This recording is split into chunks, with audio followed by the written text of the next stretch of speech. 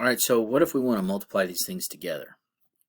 Or, I'm sorry, what if we have a higher power, like a cube?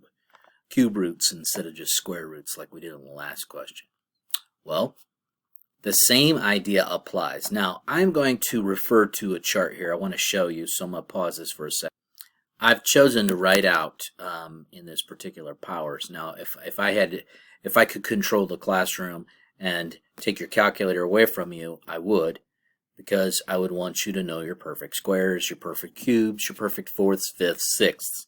Now, we don't get crazy on what we want you to memorize, okay? Look at the squares. That's not too bad, up to 225. Around the 250 range is where we start to shut the memorizing stuff off, because it gets too big, and I understand that. Then we start using calculators and things like that. When we're talking about perfect cubes, we cannot think about perfect squares. You've got to go into the perfect cube mode. You've got to switch your thinking. Instead of thinking about 4, 9, 16, you got to think about 8, 27, 64. Those kind of things. If we're talking about perfect fourths, you cannot think about perfect squares. You got to think 16, 81, 256. Now, obviously the list is growing really short quickly, because you're going to reach that 250 mark pretty doggone fast. Your perfect fifths, 2 to the fifth is 32, 3 to the fifth is 243. I mean, we stop there because, 4 to the fifth, well, now we're getting too big, right? Because we're talking 1024. Too big. 2 to the sixth, 64. I can't do 3 to the sixth. 3 to the sixth, well, that's taking me up to 729. Too big in terms of the whole memorizing thing. I know we got calculators and we can do those things on calculators. But these are some of the common ones that you should really recognize. Now, do I understand that 16 is a perfect fourth and a perfect square? Yes. Be careful. 64 is a perfect cube and a perfect square. Yes. Be careful. Now, I've also written down here at the bottom perfect squares, cubes, fourths, fifths, and sixths for variables. And I've done that for a specific reason. I need you to understand that perfect squares have an exponent which is even. They're all multiples of 2. Perfect cubes are multiples of, the exponents are multiples of 3. And, obviously it continues, right? Multiples of 4, multiples of 5, multiples of 6. That's going to come up big in the next coming parts of our lesson, but you do need to understand that. All right, so there's a couple different ways we could think of this. We could take this 49 and we could say, oh, that's 7 times 7, right? Because I got another 7 here. And if you do 1, 2, and 3 together, that's a perfect cube, which makes the answer 7. Now, you could do that, or you could take these and you could put them together, right? 49 times 7 is 343, and then you'd have to go look at your perfect cube chart. It's not even in the chart that I just showed you, because it's too big. So you'd be hitting it with a calculator and coming up with 7. But either way, you should be able to see 7. Keep in mind, when we're talking about cube roots, we're in a different world. We're not talking perfect squares. Now, when I'm multiplying two negatives together, they will cancel. The negatives do cancel out. So that's why you don't see me dealing with the negatives in the rest of this problem. But I took the 72 and I broke it up in 9 and 8. Now, why did I break it up into 9 and 8? A couple different reasons. 1, 8 is the perfect cube. Now, don't think, oh, 9's a perfect cube. Nope, it's a perfect square. But 3 times 9, that's 27, right? That is a perfect cube. So we have the cube root of 27, that's 3, and the cube root of 8, which is 2, and 3 times 2 is 6. So the answer to this question is 6. Now you might say to me, Mr. Staley, why don't I just take 3 times 72? I get 216. 216's in my chart. My chart says that's 6. It does work out well this time. But I do need you to see the pieces, because sometimes the pieces will help you do things faster than just mashing it all together and trying to take it all apart. Okay, question 13. Let's see here. Same thing, 32 times 2. Some of you are going to go, well, that's 64. Cube root of 64 is 4. We're done with the question. And you're right, you are in this case.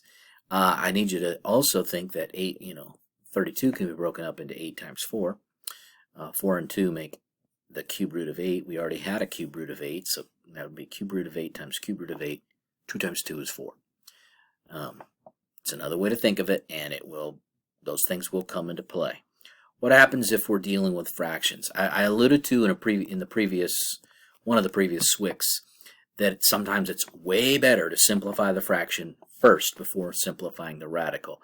And in this case, I need you to see that because, this can be written as one complete radical, and then you can simplify the fraction underneath the radical. 5 goes into 15 3 times. You can subtract the exponents and get 1. Guess what? Ding, ding, ding, we're done with the question. There's nothing more you can do with that. There's no perfect cubes trapped inside.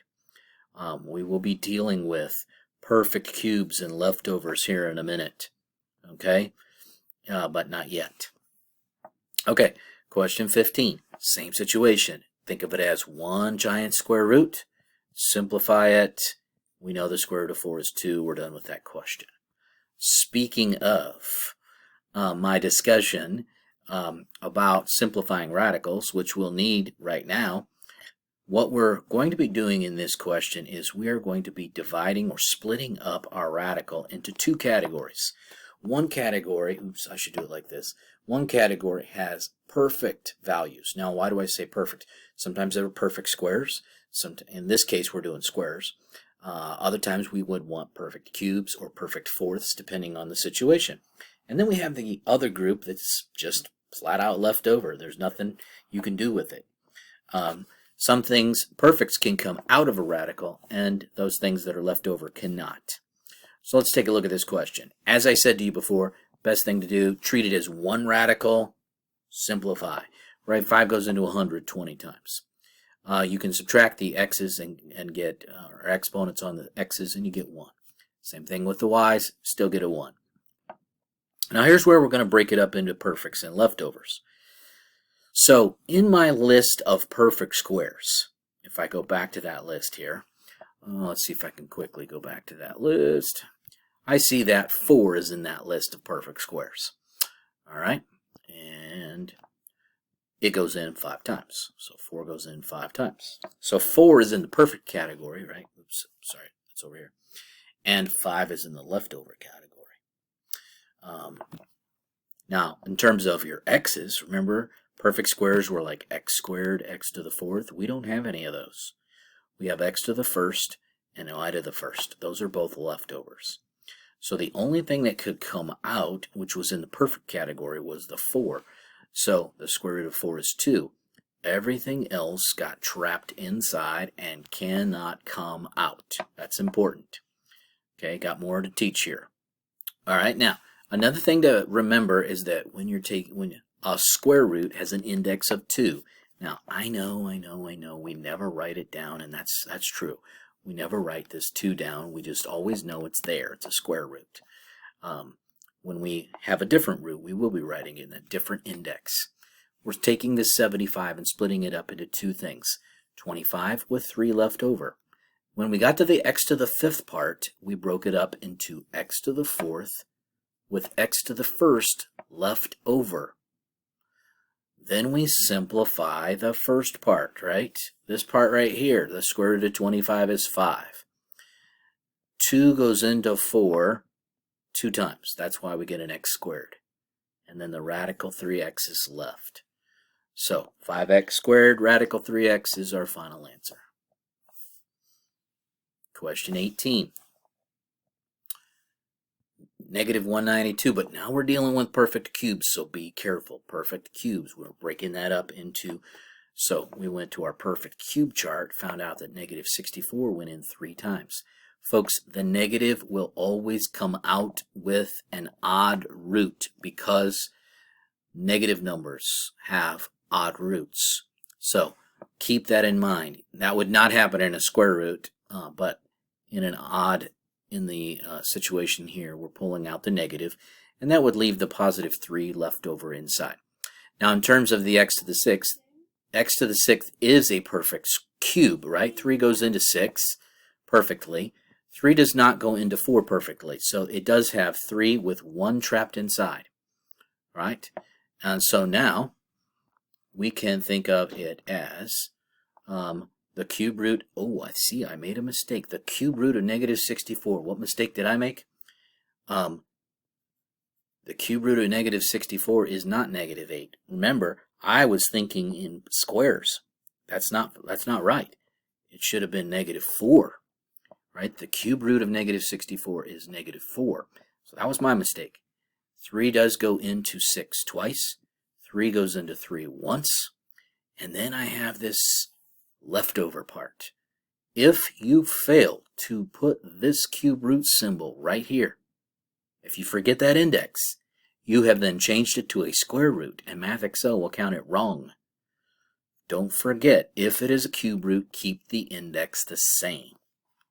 Okay, so in this particular case, notice how I broke the 12 up into 3 and 4, right? 3 times 4. Now I did that because 4 is a perfect square. So I put the 4 in the perfect category. Well, that left me with the 3 and the 7. Those are leftovers, so I put those in the leftover category. Yes, I know, we'll put them together and make that 21. Well, my exponent, 4 and 5, they add up to x to the 9th, right? So then I think, well, how many of that can go in the perfect category and how much is that left over? So x to the 8th is perfect, x to the 1st is left over. So that's why we took the square root of 4 and we got 2. You know, the index is 2 on this, and it goes into 8 4 times. And then we have radical 21x left over. Okay, question 20. Putting everything together, tearing everything apart, that kind of thing. Well, notice that I took the 2 and the 4, which are already outside the radical. I left them outside the radical, okay? They will get multiplied together. They turn into 8. Well, then I took the 12 and I broke it up into 6 and 2. Now, why did I break it up into 6 and 2? Because 6 times 6 is 36. So this is the time when it's better to see the parts instead of smashing everything together. Now, could I look at that and go, 6 times 6 times 2, that's radical 72, and then I can break that up into radical 36 and radical 2? Yeah, sure, I can do it that way too. But if you can see, whichever way is easiest for you to see. Now, the square root of 36, that is 6. I have exponents of x to the 1st and x to the 4th. That makes x to the 5th. Therefore, I can look at perfects would be x to the 4th. X to the 1st would be left over. The square root of x to the 4th, that's my x squared. And then we can simplify everything together now. 48 in the front, then x squared, then radical 2x. And that's it for this one. Sorry for the longer video.